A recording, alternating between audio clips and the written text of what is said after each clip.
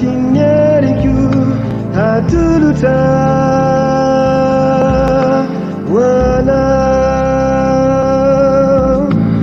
iti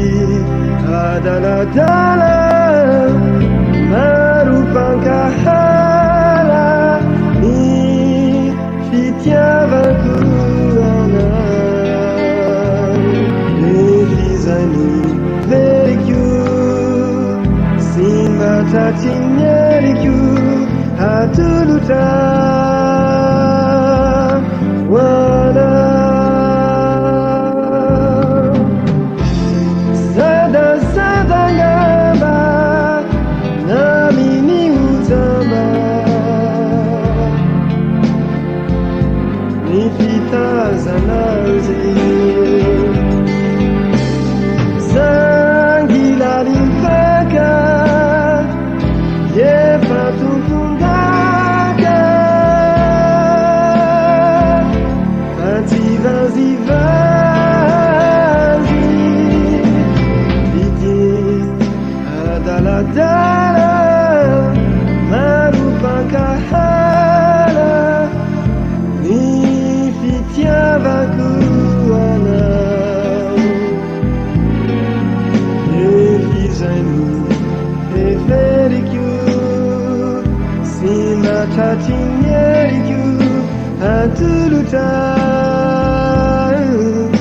wana lala no finidi kana die mangidi laita siza kaina nienzi kyamihata ye fabahaza jagati iperutana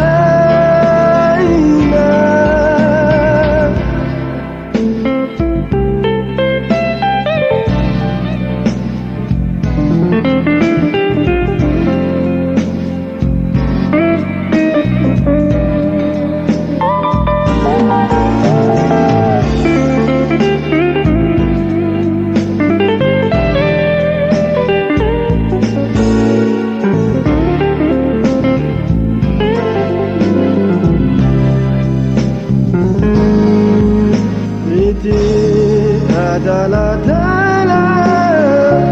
merupakan hala ni